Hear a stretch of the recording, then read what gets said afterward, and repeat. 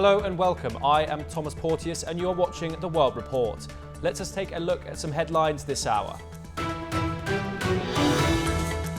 Putin says he's ready to meet Trump anytime. Meanwhile, Russia's missile and drone attacks on Ukraine continue, with casualties reported in Kyiv. Zelensky urges NATO for more support. Blinken urges HTS to avoid Afghanistan's isolation, while a Muslim summit in Cairo calls for unity in Syria with Iran, Turkey and others, stressing the importance of regional cooperation.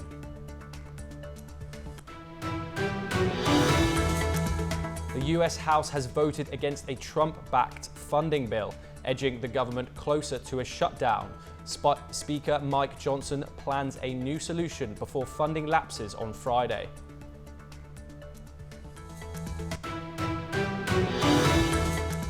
Doctors Without Borders, going by the initials MSF, has released a new report. This report states that there are clear signs of ethnic cleansing in Gaza.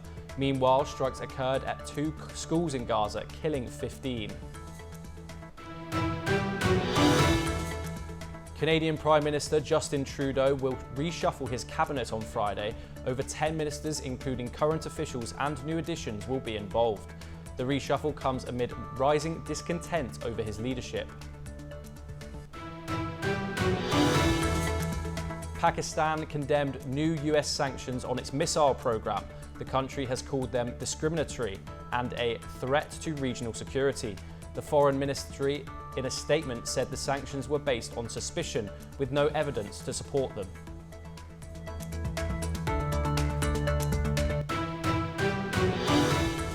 In a surprising turn of events, Russian President Vladimir Putin has said that they should have invaded Ukraine earlier.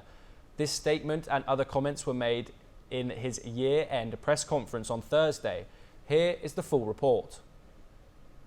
Russian President Vladimir Putin has said that Russia should have invaded Ukraine earlier. Вы знаете, если бы можно было посмотреть на ситуацию, конечно, зная то, что сейчас происходит, на ситуацию в 2022 году, о чем бы я подумал, это о том, что такое решение, которое было принято в начале 2022 года, его нужно было бы принимать раньше. In his end-of-year press conference on Thursday, Putin said there should have been systemic preparation for the 2022 invasion, which he refers to as a special military operation. During the press conference, Putin appeared to repeat his threat to strike Kyiv with Russia's new hypersonic ballistic missile.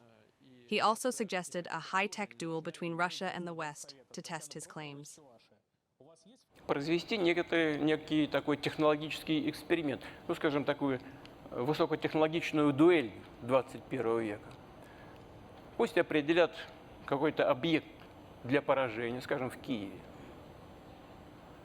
Сосредоточат туда все свои силы ПВО и ПРО, а мы нанесем туда удар орешником и посмотрим, что будет. Мы к такому эксперименту готовы. Готова ли другая сторона? He appeared in front of a large blue screen emblazoned with a map of the Russian Federation. It consisted of the annexed parts of Ukraine. In response, Zelensky posted an excerpt of Putin's remarks on X. He commented, "People are dying, and he thinks it's interesting, dumbass." However, amidst the missile threats, one person was reported killed on Friday in a Russian missile strike on Kyiv, leaving a part of the city destructed. Bureau Report, NewsX. Now let's have a look at some news stories from North America. A 50-year-old shot 2 dead at Wisconsin Christian School. Victims include teacher Erin West and student Ruby Vergara. 2 others remain hospitalized in critical condition. The shooter, Samantha Rupnow, died by suicide after the attack. The motive remains unclear. Police said the tragedy lasted 8 minutes. The school stated. Funerals for victims are set for this weekend.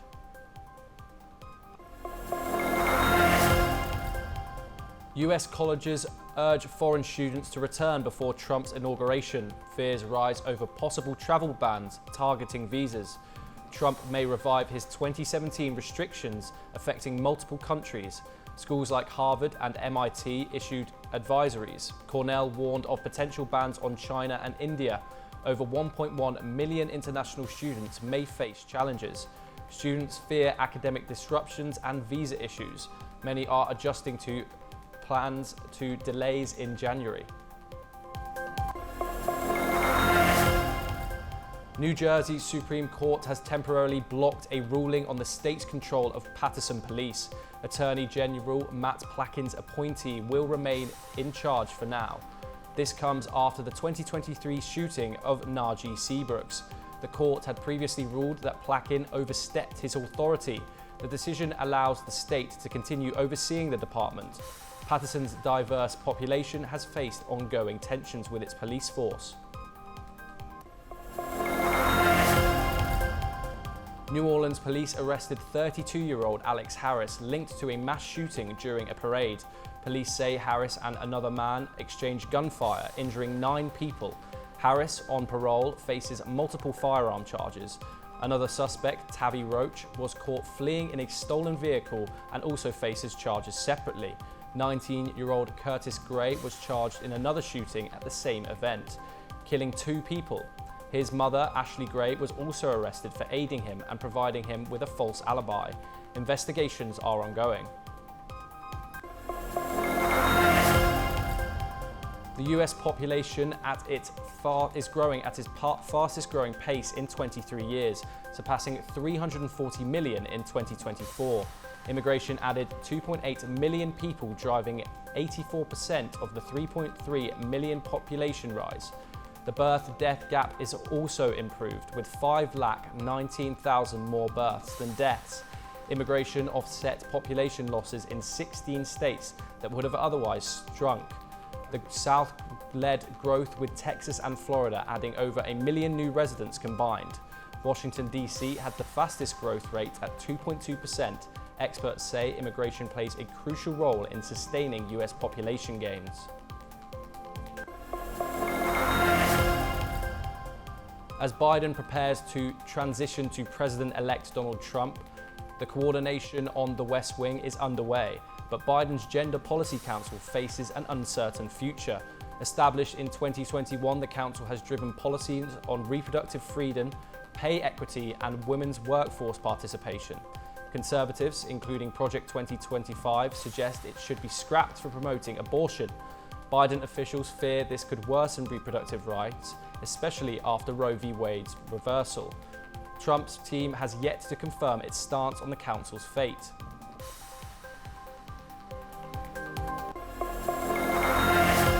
Despite ongoing ceasefire talks, Israel continues its airstrikes in Gaza with devastating consequences for civilians. Our report sheds light on the escalating crisis. Despite ongoing ceasefire negotiations, Israel has intensified its airstrikes, targeting multiple locations in Gaza, including 2 schools sheltering displaced Palestinians. At least 17 people, including 5 children, were killed. أطفالنا راحوا، نسائنا راحوا، دورنا راحوا، حالنا راح، أراضينا راحن، كله راح. مشاريعنا راحن، كله راح. يعني ما ضلش إلنا حاجة بغزة، يعني حياتنا صارت يعني شبه جحيمة. Israel claims Hamas operated command centers within the schools, but has not provided evidence. Meanwhile, Human Rights Watch accused Israel of genocidal acts, adding to a chorus of growing international criticism. Doctors Without Borders has also condemned Israel's actions. Secretary General Christopher Lockyer alleges signs of ethnic cleansing in Gaza, where over 45,000 Palestinians have died in 14 months of war. In northern Gaza, with the military offensive that's been happening by the Israeli forces there, we're seeing clear signs of ethnic cleansing as Palestinian people have been forcibly displaced, trapped and then bombed. In the al-Makhazi camp, Israel airstrikes flattened homes without warning, killing families in their sleep. Survivors mourn their losses, calling for international intervention. انهم خبطوا الدار من دون ايتها تحذير ومن دون ايتها فعاليات للناس انها تطلع من المكان. واحنا بالنسبه لنا يعني الدول المانحه والدول العربيه كلها انها تقف مع هذا الشعب الغلبان، الشعب المضطهد بهذا الحرب. Further north, hospitals like Al-Ali are overwhelmed as victims pour in from relentless strikes across Gaza City and Jalila. Eyewitnesses recount harrowing scenes of destruction. كانوا نايمين يا عم بأمان الله الساعة 10 لو صاروخ دمر الدار ودمر المربع كله نزل عليهم من الليل لغاية الآن بنطلع شهداء قاعدين من تحت الأنقاض. As ceasefire talks continue, the devastation escalates, leaving Gaza trapped in a cycle of destruction and despair, with no end in sight. Bureau Report, NewsX. Now let's take a look at some updates from the Indo-Pacific. Myanmar's junta foreign minister Than Swe outlined election plans during a regional meeting with neighbouring nations hosted by Thailand amid escalating civil war. The roadmap includes a population census and registering 53 political parties, with the potential for foreign poll observers. Attendees included neighbours like China and India. This comes ahead of a separate ASEAN meeting on Myanmar's crisis.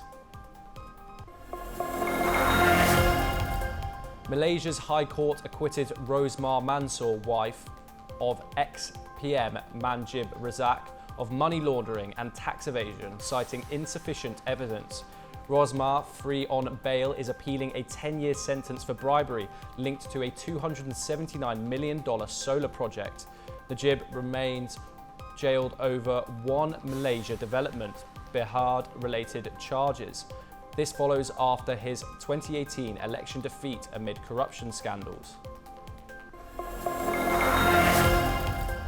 Indonesian President Prabowo Subianto has pledged to pardon those involved in corruption, provided they return stolen funds. Speaking to hundreds of Indonesian university students in Cairo during his visit to Egypt, Prabowo emphasized his commitment to tackling corruption. While details of the plan remain vague, he hinted at introducing discrete mechanisms to facilitate the repayment of ill-gotten gains in the coming weeks or months. Philippines President Ferdinand Marcos announced that legal experts will review clemency requests for Mary Jane Veloso.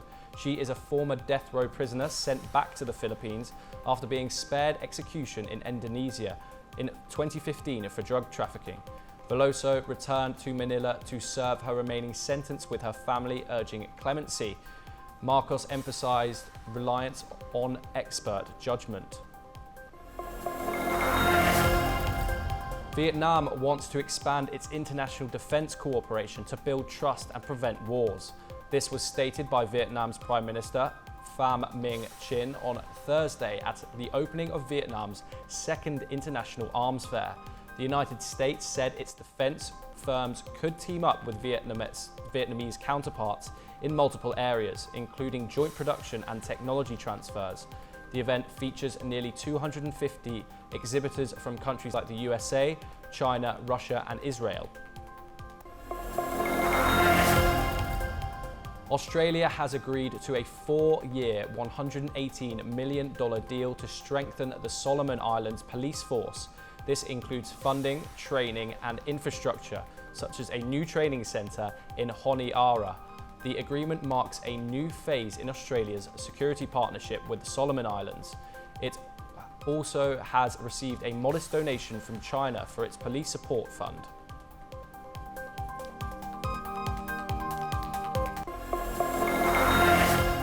At least 35 children have died and 6 were severely injured after a crowd was crushed at a Christmas funfair in the southwestern city of Ibadan in Nigeria. Police said they have arrested 8 people, including the organizer of the carnival, Naomi Senaloga. Here is a report. Tragedy has struck the city of Ibadan in southwestern Nigeria, where a stampede at a school funfair has claimed the lives of 35 children and left 6 others seriously injured.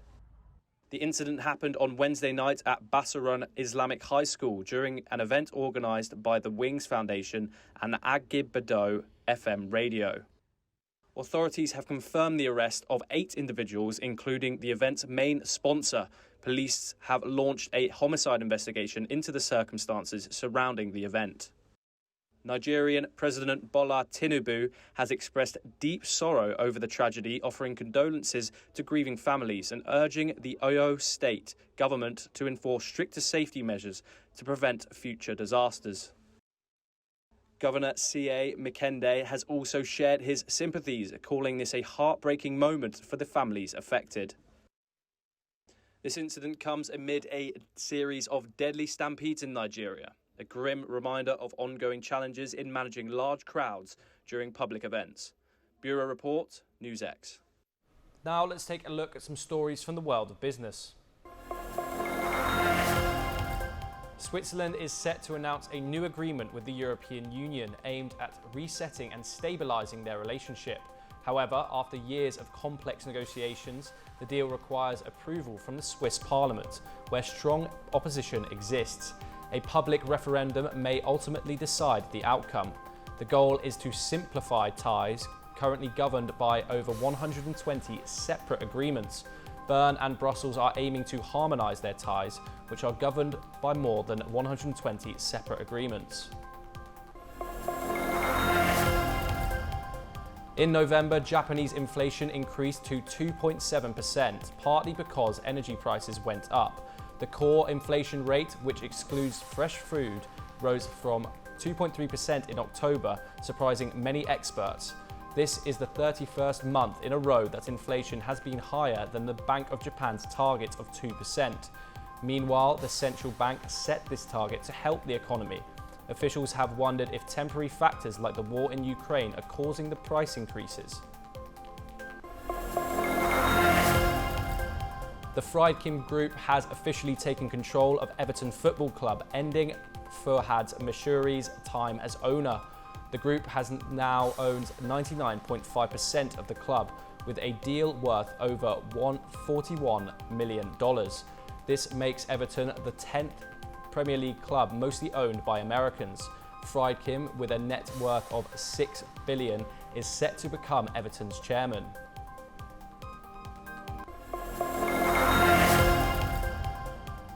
Equities fluctuated on Friday and the dollar maintained its gains against other currencies. Investors reacted to the Federal Reserve's interest rate plan and the potential economic impact of Donald Trump's presidency.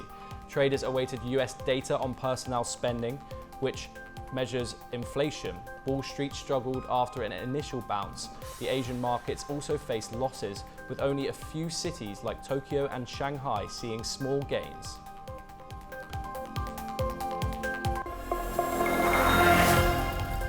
Thousands of Amazon workers launched a strike on Thursday, calling it the largest in US history against the company. The strike targets 7 Amazon sites across the country. Workers include Amazon employees affiliated with the Teamsters Labour Union and truckers who transport packages. The support is part of an ongoing campaign by the Teamsters Union, which has pushed Amazon to start union bargaining.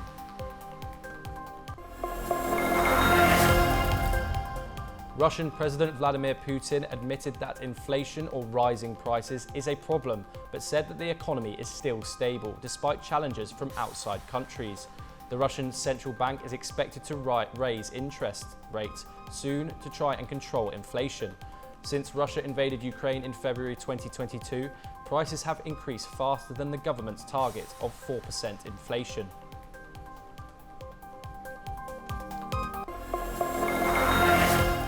Canadian Prime Minister Justin Trudeau is reshuffling his cabinet today amid growing unrest in his party, key resignations and rising economic challenges. Here is the full report. Embattled Prime Minister Justin Trudeau is set to reshuffle his cabinet today, aiming to stabilise his government amid growing discontent within his party. This comes after Finance Minister Chrystia Freeland abruptly resigned on Monday, criticising Trudeau's economic policies, and tensions rise over soaring inflation and living costs. New Finance Minister Dominic LeBlanc is backing Trudeau, saying he has the full support of his cabinet. However, a growing number of Liberal lawmakers are calling for the Prime Minister to step down. Trudeau has promised to reflect on the concerns raised by his party, but the departure of key ministers, including the Housing Minister, has shaken up confidence in his leadership. The stakes are high as President-elect Donald Trump threatens to impose a 25% tariff on Canadian goods, pushing the government to address the economic fallout. Adding to Trudeau's challenges, the Liberal Party lacks a majority in Parliament and depends on the New Democratic Party, whose leader has now joined calls for Trudeau to resign. Justin Trudeau's leadership hangs by a thread. With party dissent, economic challenges, and the threat of US tariffs, this cabinet reshuffle might be his last move to hold on to power. Bureau Report, NewsX. Now let's take a look at some stories from Europe. France's new Prime Minister, Francois Bayrou, was racing on Friday to name its new government by Christmas. The country was plunged into fresh chaos earlier this month. Far-right and left-wing joined hands to eject Bayrou's predecessor, Michael Barnier, from office. While Bayrou was appointed on December the 13th, he has still yet to submit his cabinet choices to President Emmanuel Macron. A post from Elon Musk on platform X has sparked anger in Germany. Elon posted that only far-right AfD party can save Germany. It sparked the accusation that he was seeking to interfere in the country's upcoming polls. The billionaire posted the message over a video commentary.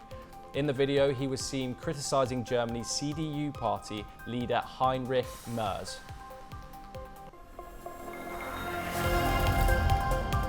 A knife attack at Preko Elementary School in Zagreb, Croatia, has left one child dead and 8 others injured. A 19-year-old man believed to be a former student attacked a teacher and several children in the first grade classroom. The teacher is in critical condition with life-changing injuries. Helicopters are transporting the wounded to hospitals. Authorities are investigating the motive behind the attack. At least 8 people, including a child, have drowned after a speedboat capsized off the Aegean Sea, off the coast of Greece. The boat was carrying migrants and was being chased by a Greek patrol vessel. The driver lost control while driving to escape. 18 people have been rescued, many with injuries. The incident occurred near Rhodes, close to the Turkish coast, on a route used by smugglers.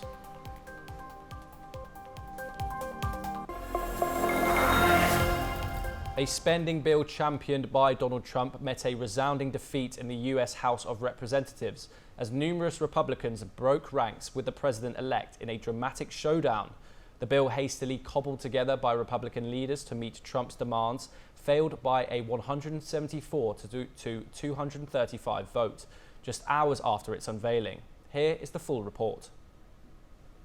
A hastily negotiated bill to keep the government open failed Thursday after Democrats and some Republicans objected to a deal to extend the debt ceiling through to 2027.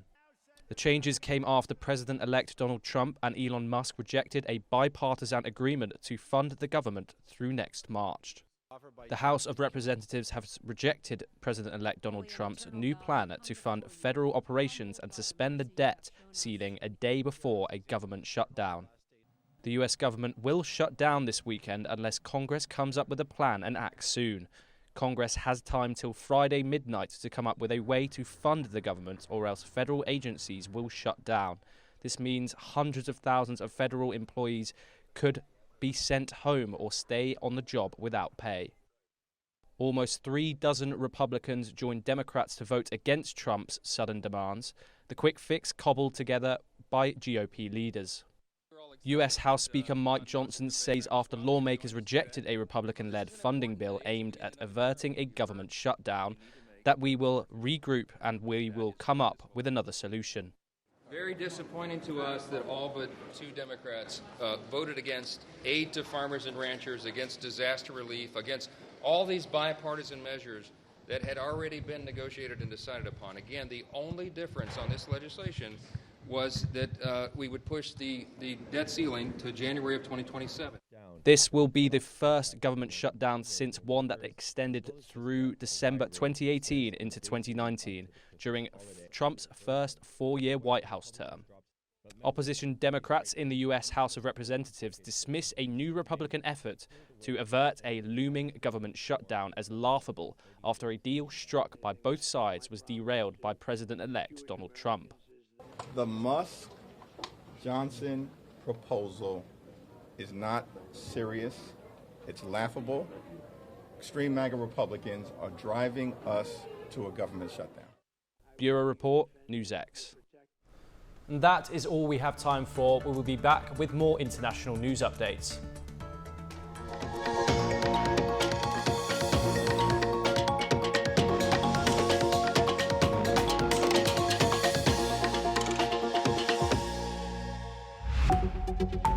Thank you.